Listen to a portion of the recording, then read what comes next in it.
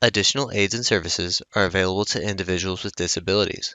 To make such a request, please contact us by email, by clicking the Help tab in the PD portal, or at pdportal@tamu.edu, by phone, including Relay Texas at 1-800-441-7323, or in writing to Train PD, PD Portal Support, 4477 TAMU, College Station, Texas 77843.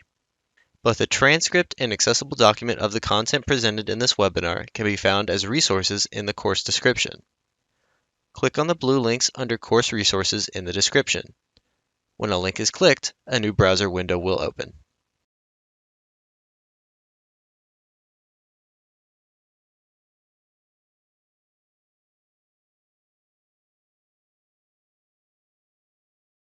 Welcome, everybody, to Workforce Wednesday, Strengthening Your Workforce Partnership through the Workforce Integration Academy. Our presenters today will be Trey Daniel and Mike Sines, and they're with the Career Pathways Professional Development Center, or the CPPDC. My name is Olga Escamilla, and I'm going to be your host. So first, I would like to introduce Trey Daniel. So welcome, Trey. Trey is a project manager for the Career Pathways Professional Development Center at Education Service Center Region 6. He has worked in adult education career pathways for 6 years. His work experience includes 13 years as an agricultural science teacher, 4 years as a K-12 campus administrator, and 4 years in oil and gas. His passion is assisting those who are seeking to better their life situation. So welcome, Trey. Our next presenter is Mike Sines. Welcome, Mike. So Mike has been in adult education field for over 15 years. He has taught all ESL levels, HSE in English and Spanish, ITP, career and college exploration, TSI prep, IET basic skills, and workplace literacy courses. So as well as creating AAL curriculum, he has presented on adult education content at the local, state, and national level. And currently he is a professional development specialist at ESE 6 with the Career Pathways Professional Development Consortium. So welcome, Mike. We'd like to welcome you to Workforce Wednesday. We're excited to be here to discuss strengthening your workforce partnership and our labor of love with the Workforce Integration Academy. We couldn't be more excited. There's a lot going on this past year. Today, our objectives will basically be to give you a background of how this came to be as far as our Workforce Integration Academy, an overview and purpose, our goals, our cohort number 1 components, and cohort number 2. How did we get here? When we went through the RFP process with the Career Pathways, one of the requirements of the grant was actually to build out an academy. We knew we wanted it to be an extended professional development opportunity that was going to be meaningful for our participants. And so what we did, of course, had to go through a process. World Education, Inc. was chosen as our vendor for the academy. And they've done a great job and have gotten, really adapted it to Texas. But we also wanted to make sure that we had information that was free for our adult education and literacy administrators moving forward. And so we've got, I believe, 18 that are in our pilot cohort right now that have been working with us. But really how we got here was we felt that understanding the importance of the cooperation between adult education and literacy with your local workforce boards and better understanding the workforce system, we would not be so siloed anymore. I think that's something that we kind of looked at as making sure that adult education is very unique in fitting in with the workforce system, but at the same time, we are able to further the education, also further the certifications for people who are entering the workforce. And that was kind of that played a big part in it. We had some success earlier prior to this PDC coming into existence with our board that we worked with. And so we just wrote in, thought, hey, this would be a good idea. And it's actually turned out to be great. So, and most of you have already working with your boards. And so we're just coming to bringing things to the table to help you enhance those relationships and build out and to make it a more cohesive workforce system experience. World Education Inc. is our contractor for the Academy. And our two facilitators are Sandy Goodman, who is the director of the National College Transitions Network and with World Education Inc., and Mark Goldberg, who's Principal Skills Strategy Consulting. So he's come in to help Sandy. Mark has extensive experience in the workforce. Sandy has done it all. She's been working very diligently. She and Mark have done a really good job in the condensed time frame that we've had this year. And we look forward to them moving forward. Our participants have been going through this for the last couple of months, since I think it's February. So we'll go through a timeline a little bit later, but some of the goals and objectives for this academy, first of all, have been to promote student retention. What that means is like transitioning our students into long-term employment and also be successful. Also to maximize our student success through training and employment opportunities and support services with our board and our AEL programs. Also to strengthen and enhance the workforce system, and also, I guess, gauge the effectiveness and efficiency of your program and your workforce collaboration. And also, one of the other goals is to ensure the business and industry needs are considered when planning AEL career pathway programs. I know that's not always easy, but going through this academy has helped a lot of our attendees learn about this process. Also, we had a discussion about Workforce One and what that means. Also, we looked at the vision of WIOA, because sometimes we hear WIOA and all these meetings and trainings that we have, but what is exactly the mission of that? And also an overview of the Workforce Board. We know they're there to help us, but we don't really know everything about them, especially the ones that don't have a good collaboration with them. And what is the role of those in adult education and literacy programs? What are their roles with the workforce boards? And we've been learning a lot about that, how that collaboration should be working and will work after their completion of this academy. And also how those board services support the AEL programs, the way that it's written in those letters that we see. Our participants also went through a self-assessment checklist. And some of those questions that, who did you include? Who are the stakeholders? Who is on your team? Who is part of the team working along with you to make this a collaboration be a success? And we went through that, a lot of brainstorming. Is it just a one person, two person, who on your campus or on your team? And also who on your workforce board is your contact? Another question was, what was the biggest surprise to you and your team from doing this assessment? So there were a lot of aha moments when we went through these, that, wow, I didn't realize that. Or they talking with our other cohort partners, they learned that they're doing this and some of them are not doing this. So there were like a lot of communication between the participants and learning a lot from each other through these webinars and face-to-face sessions that we had. Also, what we looked at and what they worked on is what strengths you can build the overall integration efforts. So instead of just focusing on the weaknesses, let's look at what strengths, what's working well right now within your program, and how can you maximize those strengths. We also look at what were their initial thoughts when we first sat down, and they actually sat down and looked at what was working or what needs to be improved to get them to the next level. What were some of those efforts that they were working on, what needed improvement, and how they could make those steps to the next level.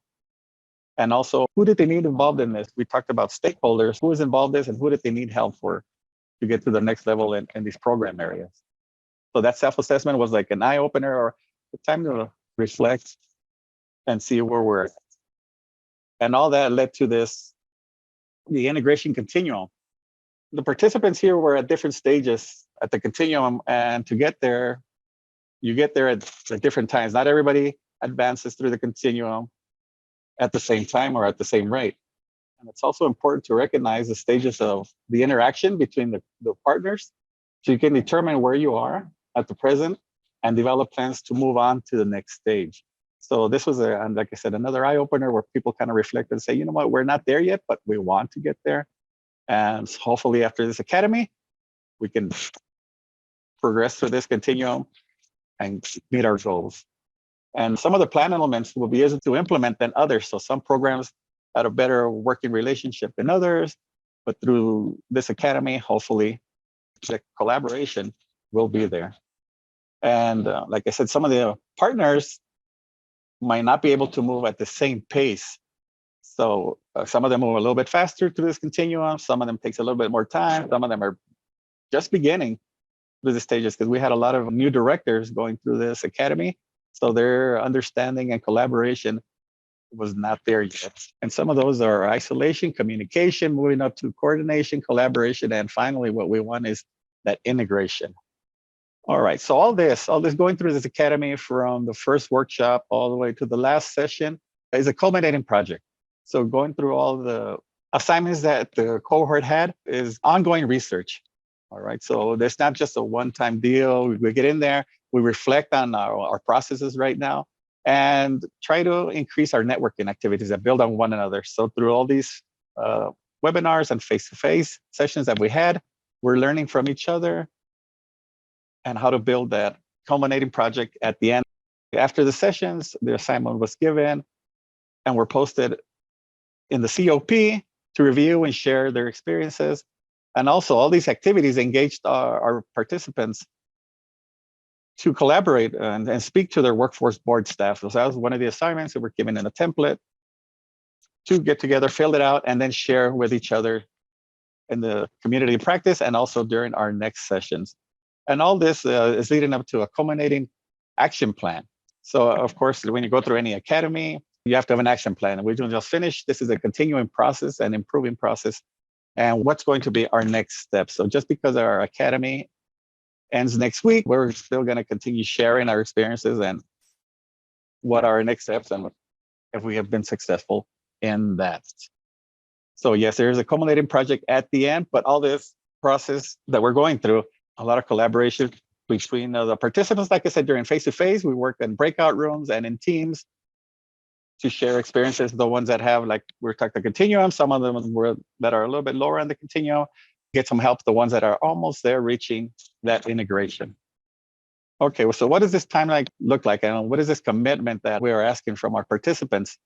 So our kickoff began after the application process, and if you were accepted into the cohort, was February 23 of this year. So what we went through there was going through that Workforce 101 that we talked about, the workforce integration continuum, and that self-assessment. So when we started off with that webinar, this is the activities we went through.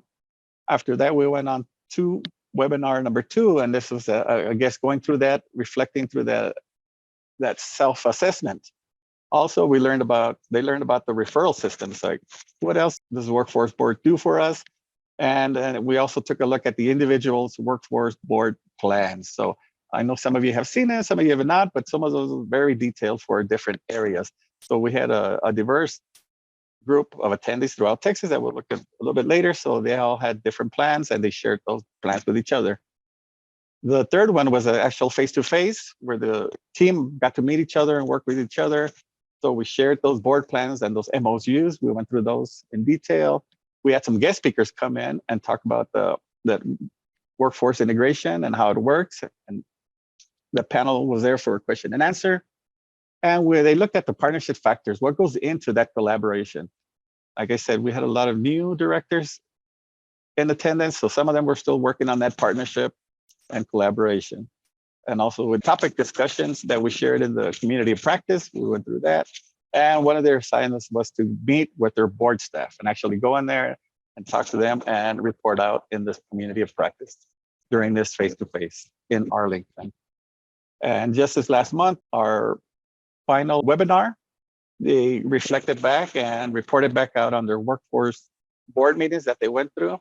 And as we know, the focus is putting our students at the center. So everything we're doing comes back to our students. And the culminating project is coming up next week. So our cohort number 1, our pilot program will end this next Wednesday in San Antonio. And right now, this is a culminating project to create a student persona. So put themselves in the shoes of one of their students, also create a journey map of what this whole process has been, and setting up a vision and action planning. So after this academy is over, still in July, they still have a couple of assignments to go to post in the COP and continue sharing in the community of practice. So it just doesn't end with our last face-to-face session. So this is what the actual cohort number 1 timeline looks like. We went through, like I said, 3 webinars. All right. And it is our expectation and your commitment that you attend all sessions. We will provide these dates in advance so you can mark on your calendars and plan to attend. And please note that face-to-face sessions are mandatory. If you miss a webinar, it's possible that we'll give you the recording and you can view it later and complete your assignments. But if you commit to this academy, the face-to-face is mandatory. And like I said, face-to-face usually are centralized throughout Texas, the Texas area, so you can attend. And these are 6-hour sessions that you will attend, and that's where you work with Mark and Sandy and the rest of us, and meet your cohort and work with them and collaborate with them and discuss and prep you for that culminating project.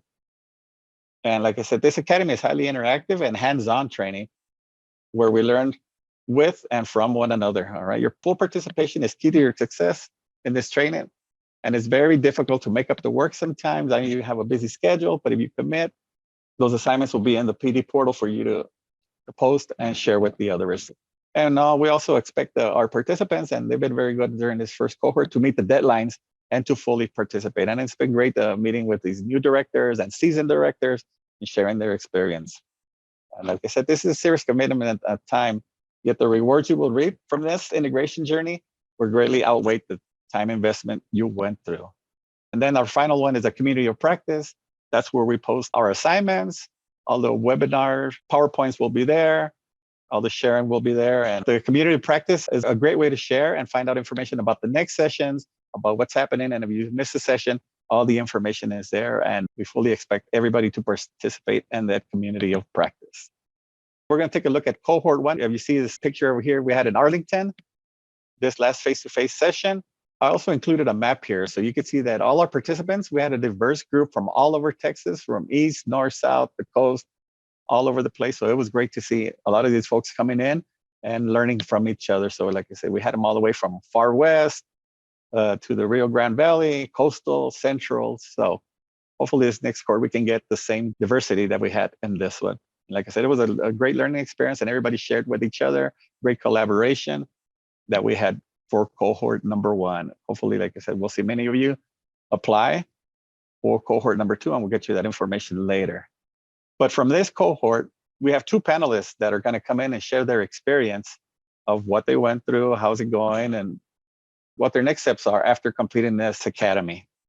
So next, these 2 cohort panelists that are going to share their information is Irene Ramos and Cindy Sizemore. Hello, ladies. Can you guys hear me all right? So you ladies? Yes. Can you Yes. hear me? Yes, I This can is hear you. Irene Ramos.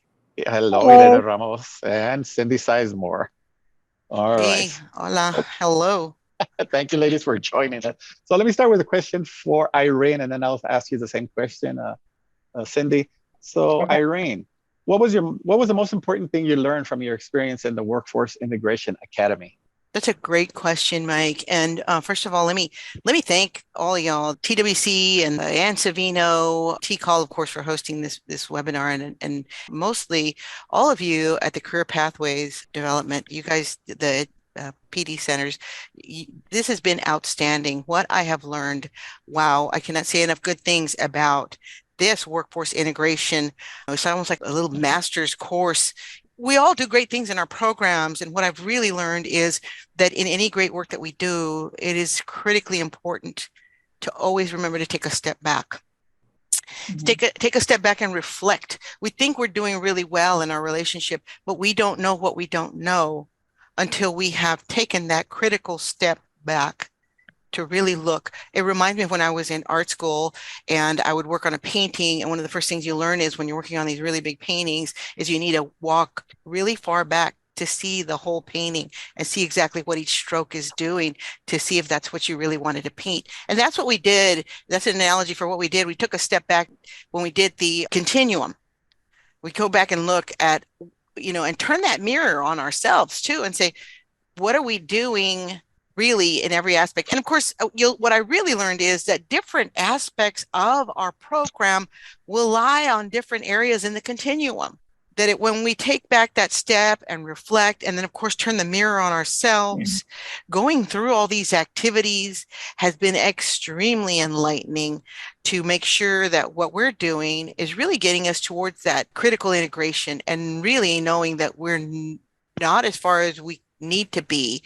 So, and also understanding what it means to be integrated with the workforce. We think we may be plugging along thinking that we may be there and we're not. So every activity that we did was just absolutely amazing for opening our eyes to, again, understanding that we didn't even know what the questions were yet. Good. And going back to that continuum, Irene, how did you answer that when I put the poll up? What phase were you in that continuum? Originally, when I filled it out, I thought we were somewhere between collaboration and integration. And then I took it back to my workforce. I just thought we were near integration. But, when it came to different aspects, in our discussions, they rated us really high too. And then when we started reading the details, because the devil's in the details, guys, we started reading the details of the explainer, of everything that was included. We realized we're not as far as we think we are. It was a wonderful activity. So we had to ratchet back to coordination and then collaboration and that sort of thing. But in some areas, honestly, we were just in isolation. It was surprising. It's like, oh, we're doing it ourselves. And it's like, we're not integrated at all in some aspects. True. Yeah, it was an eye opener too. So Truly great activity. All right, Cindy, same question. What was the most important thing you learned from your experience? The most important tool that I think that we took away was that rubric. And really sitting down and looking at it and saying, not only where we are, but sometimes, wow, I didn't know we were doing this, or how to get support for this. And so, you talked about seasoned and newbies. I'm a newbie, and I'm starting to get a little seasoning, kind of marinating in everything that I learned in the academy. But that rubric was really critical for us. I spent a lot of time going over that rubric with our program specialist from the workforce, and we used it as the basis for our updated MOU. And so it really has given us some goals to work on, has identified some areas where we need to go back and look at some things, and some areas where we're being rather successful. I would say in general, we vacillated between communicate and collaborate, and we're trying to get up to the collaboration on everything and move a few items into the integration. And I think the most important thing from the academy is meeting the others who are there and having those take down the barrier meetings and conversations about, wow, we're struggling there too. How did you deal with this? How did you deal with that? And just having that support and creating that support network is huge. All right, so you found yourself during I guess on the continuum, toward the bottom, I guess communication and coordination, you said? Communication and coordination are a lot of what we do, yes. All right. So what was when you walked in, you're like, okay, what is this all about? I think one of the big ahas is that every single AEL program has a different structure. And I'm coming out of a profession that's very structured and very directed. And in AEL, you have that ability to structure in the most effective way for your program. And that's a great blessing to be able to really create and reach out and connect and build with other community organizations, with your board, and with other individuals. And that's also one of the most difficult things, because sometimes you're not sure where to turn. And so figuring some of that out and looking at the different configurations of AEL across the state, that was huge. And Irene, I'll ask you the same thing. I asked her about being a new director? How about a seasoned director? What was your perspective? As we were starting our collaboration with the board and really, getting to know them and getting to know the contract staff, they switched midstream to a whole new contractor. And so we saw some people left and some people stayed, some people moved up in their positions. And so we saw a shift there. And that's something that you always have to be ready to handle as a partner with the workforce, is that they also are a grant program. Those boots on the ground, they also function on a grant and could at any moment switch providers and have a whole new hierarchy. But we work with everyone. So we know that we are responsible for our relationship with them, that they are a reflection of us, and the care that we put into our program. We let them know when we've got our ducks in a row. That helps that relationship too. Then they know they can count on us, but always being where we say we're going to be and always being willing to go to their job fairs and those sorts of things, will prove to them that we are a worthy partner in helping them. It can't just be a take. It's got to be a give and take. And you're right. That's some of the comments we heard. You'd be talking to somebody for a couple of months, maybe years, and all of a sudden they're not there anymore. And then the new person comes in. You got to start that whole conversation and collaboration. Yeah, that's why this integration cohort that we were in was so powerful, because you get to hear from everyone around the state about what they're doing, and then we can potentiate what we do. And then when we do face those issues, we'll be a little bit more prepared for that. We're always in a state of flux, always ready to move forward. All right, good. All right, let me ask you, Irene, tell us about your culminating project. We did, of course, that program self-assessment using the integration framework with AEL program team. That absolutely helped everyone on my team coalesce the idea of every partnership. Gosh, that helps with every single partner, not just the workforce, but it helps us review every partnership that we have. And so sometimes when we, as leaders, we get information and it doesn't always make its way to the boots on the ground. This has helped so much. The idea that we're going to continue. This is a living movement. This integration, this continuum is fluid, and we're moving in and out of it. Those activities to be completed that we're doing. This final thing was this persona, developing this sort of average student. And the average student that I developed was Sarah, because our average students are females, Hispanic females, that are older, that have children between the ages of 25 and 35. And so they're not standard students, but they tend to be female. And I developed Sarah. And here in Coastal Bend area, we get a lot of calls from parents wanting to remove their students from school. They're like, my daughter doesn't want to go anymore. They're getting in trouble in school. They're being bullied. We hear that a lot here in the schools. They're getting bullied. This activity itself in creating this persona, again, it's that deep dive into who our students are. What can we do to best serve them? And so, it helped me to see, what are the daily routines of our students? What are the big needs? Dropping out of high school, leaves a student feeling inadequate, doubtful about their own abilities in all aspects of life, and overcoming that lack of confidence is our charge too.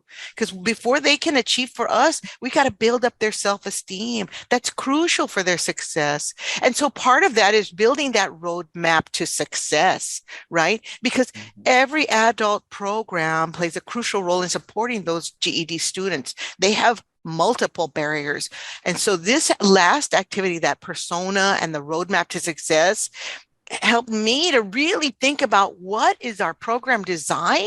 How are we guiding them? How are we referring them? How are we supporting them to overcome these vast challenges? Because they are many, and oftentimes, and I wrote it into the persona, is that the parents can't help. They don't know how to help. They don't know they need to be a support. They may even have negative attitudes about school themselves. And so it is critically important not to design something that mirrors the system that failed them, but to provide something that's going to support them, that's flexible, that provides that individual instruction when needed, that lets them know you aren't in it alone financially. We're going to provide a scholarship for your training when you need it, if you stick with us and prove your self-worth.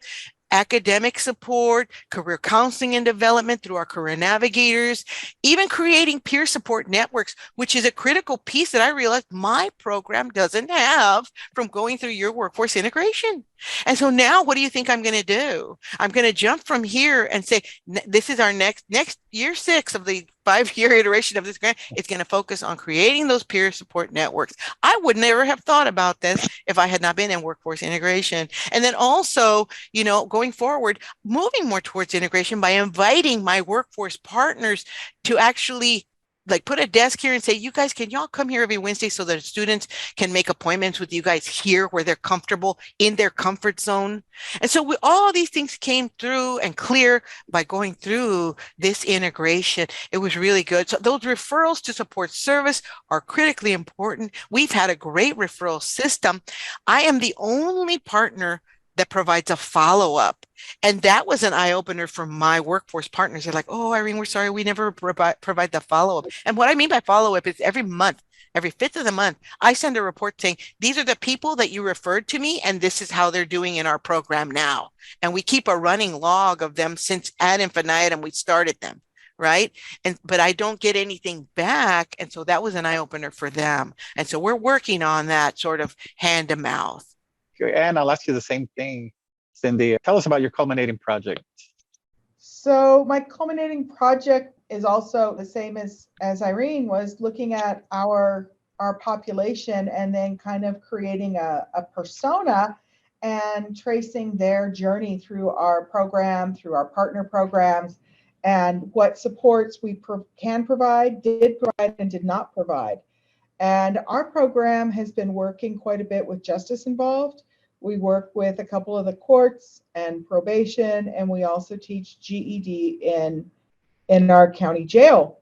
One of our participants, who we thought has been doing just beautifully, just the pinnacle of success for a jail-based program, had a court date this week and a very surprising turnaround. And so I kind of made up her name now to protect her, or to, why not? So we're going to talk about Jasmine. And Jasmine is a 26-year-old single mom, and she's incarcerated in the jail. And she joined our GED program because initially she just wanted something else to do and more people to see. But she's been successful, and she doesn't have a high self-esteem, but she has done beautifully. And it's been an endeavor and certainly a relationship building experience to create an opportunity for our students to be transported to the GED Center at our community college, and to work with our community college to make that happen so that they can take their exams. And Jasmine was our first student to go. And she passed her first GED test. And then she got to go again. She passed her second one. And this is, as she reports, it's the first time that she's really had success. She talks about struggling to learn. And sometimes just sharing these ideas has been really important for her and important for us in this very structured setting, overly structured setting. She's successful. And so we're talking to her about why. And part of what she's reported to our career navigator is, and to her re-entry counselors, is that because she doesn't have to make decisions. And so we're realizing, wow, we need to include a component with our GED classes within the jail about how to make decisions and how to change when that happens. How do you structure your life outside of this hyperstructure that you have inside?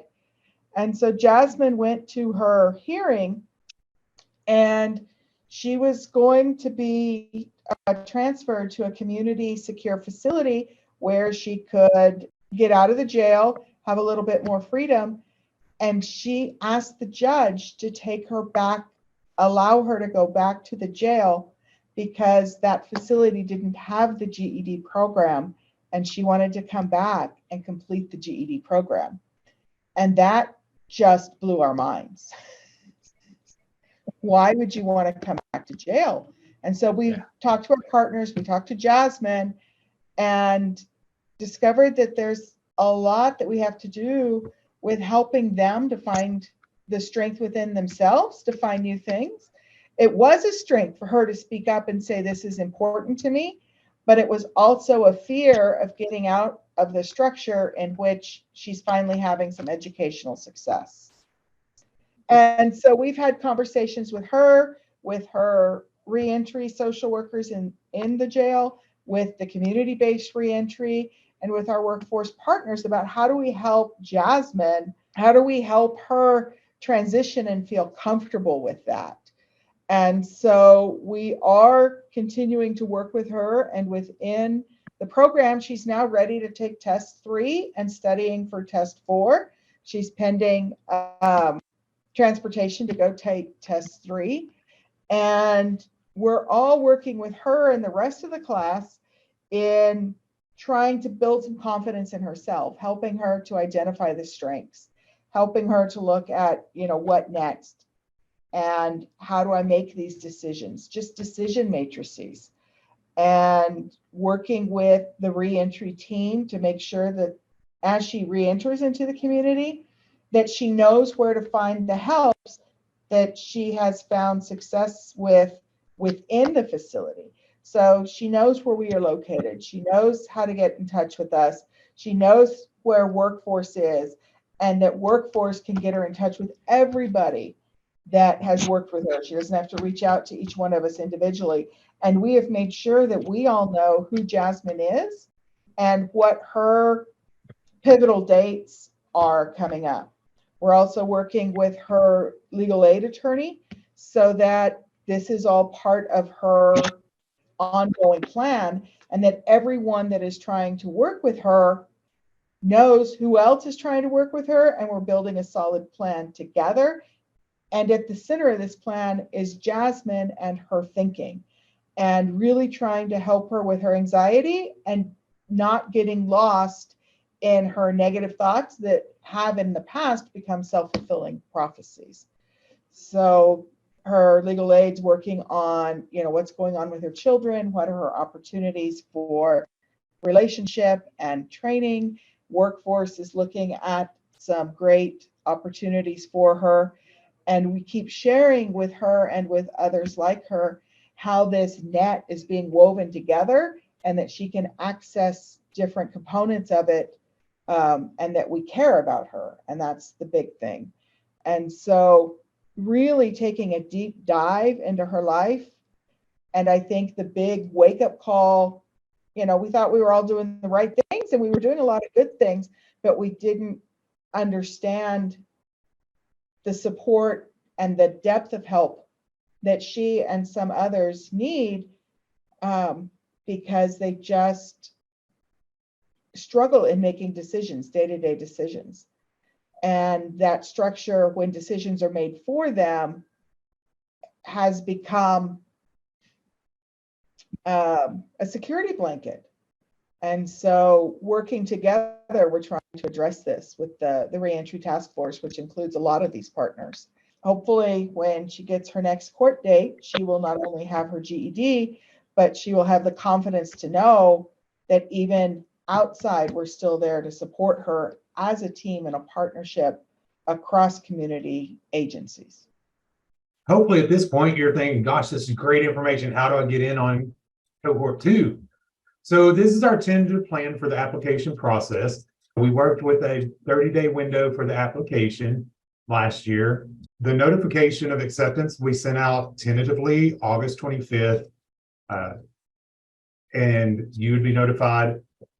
So all of this will come through an email from the Career Pathways BDC via the director's listserv.